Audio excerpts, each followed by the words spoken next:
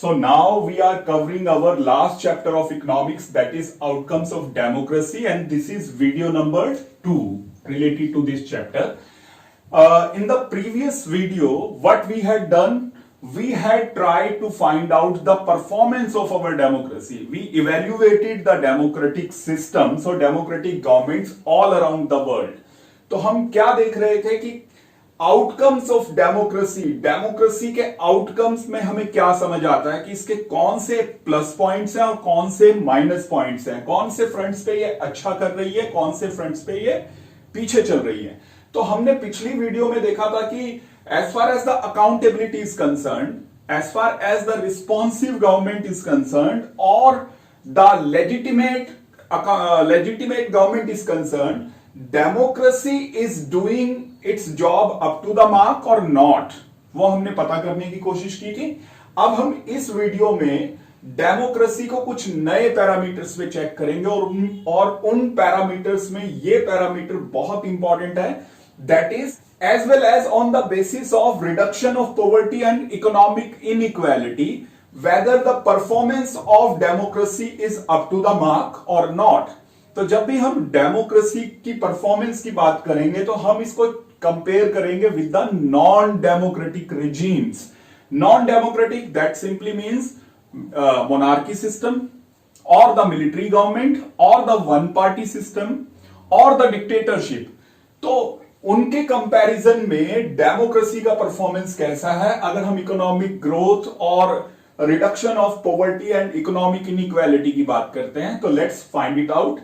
तो अब हमने देखना है कि अगर हम इकोनॉमिक ग्रोथ को कंसीडर करें, which I have already told you is one of the very very important aspect of human life. So democracy which is considered the better than any other non democratic regime must show its better performance as far as the economic growth is concerned. It simply means कि अगर हम democratic government को non democratic regime से या government से better मान रहे हैं, इसको कंसीडर करते हैं कि it is a better form of government, then the economic growth under the democratic governments must be higher than the non-democratic regimes. You can go through your page and this on one particular page, this particular table has been given to you, which shows that the economic growth under the democracy is lower than the economic growth of non-democratic countries. तो वो कितना difference है उन दोनों के बीच में, that table has been given to you.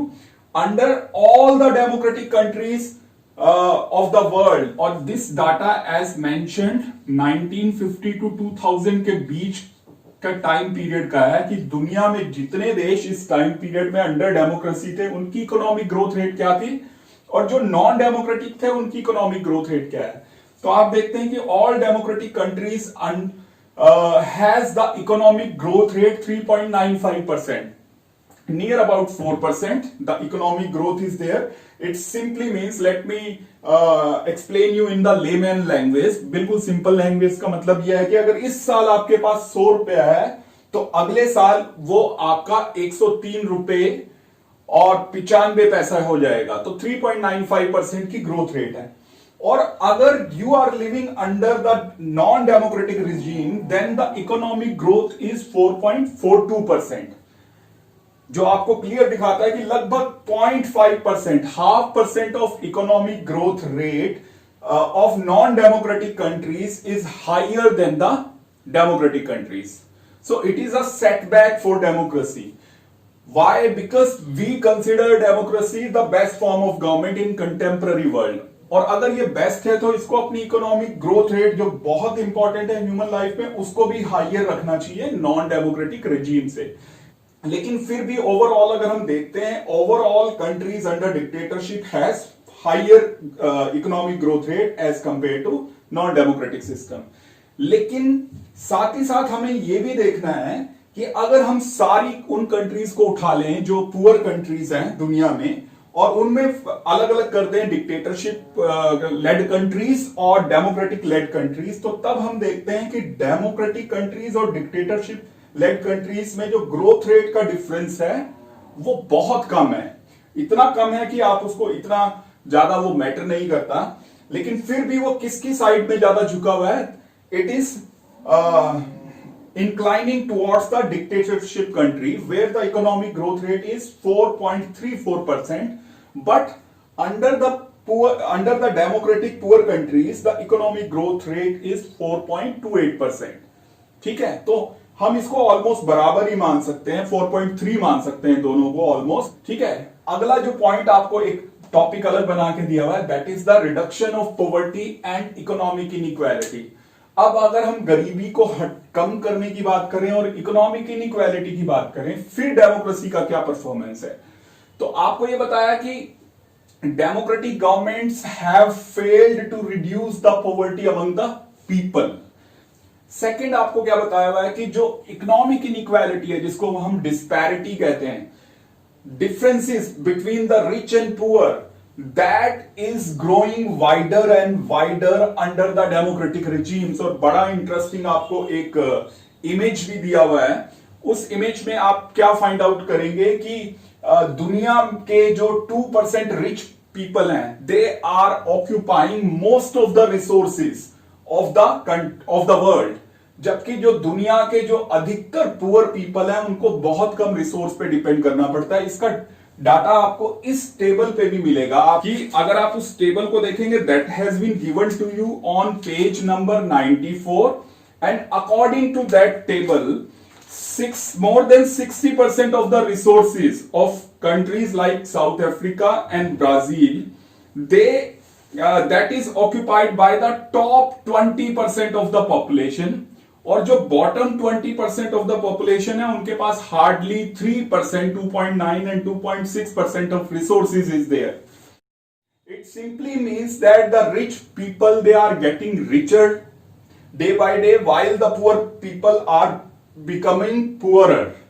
Clear? This is a problem, and only a small number of ultra rich people, super rich people, they are enjoying maximum resources of the country, and the poor people, they have to survive on very little resources. Clear? So democracy has failed to reduce the poverty as well as economic inequality. This point you will clarify under this heading. आपको एक और चीज समझने की जरूरत है कि ये दोनों हेडिंग एक तरह से डेमोक्रेसी के डिसएडवांटेज को या डेमोक्रेसी की वीकनेस को एक्सपोज कर रही हैं।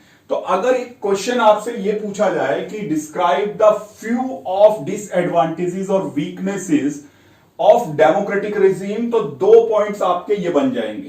क्लियर? ये अलग से टॉपिक भी पूछा जा सकता है, और जब आपसे डिसएडवांटेज पूछेंगे तो आप इन दोनों पॉइंट्स को इंक्लूड कर देंगे। क्लियर? तो ये इस इकोनॉमिक फ्रंट पे हमने देख लिया कि डेमोक्रेसी उतना अच्छा परफॉर्म नहीं कर रही है जितना कि उसको करना चाहिए। तो यहां पे कमियां हैं डेमोक्रेसी की जिसे उसे पूरा करना चाहिए। अब हम नेक्स्ट टॉपिक पे चलते हैं, that is accommodation of social diversity.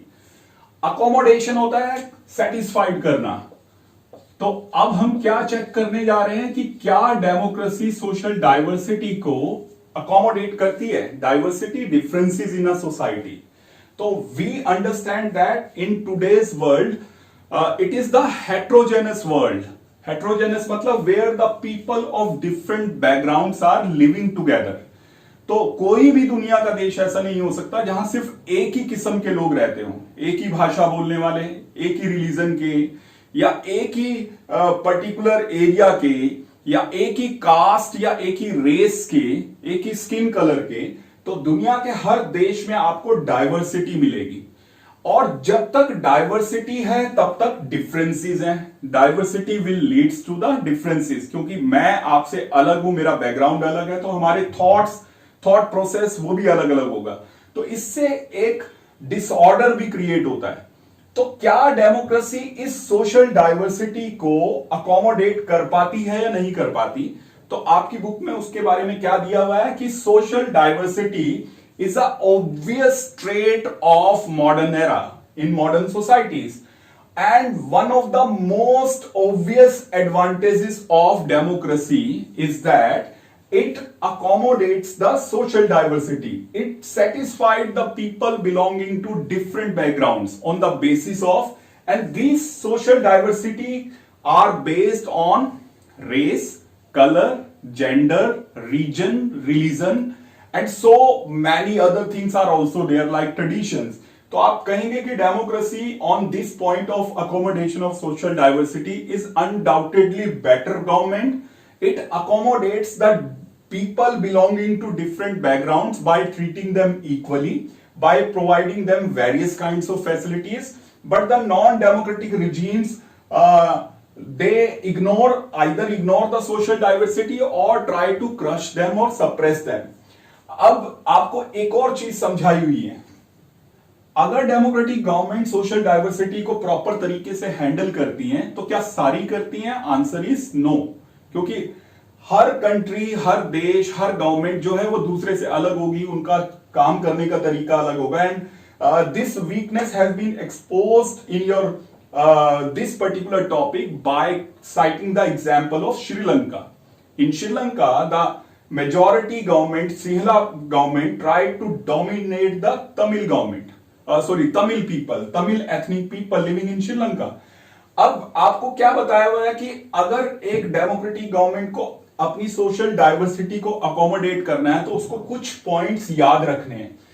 तो ये लिखा हुआ है, but if a democratic regime wants to accommodate the social diversity living in its country, it has to fulfil few conditions which are very important.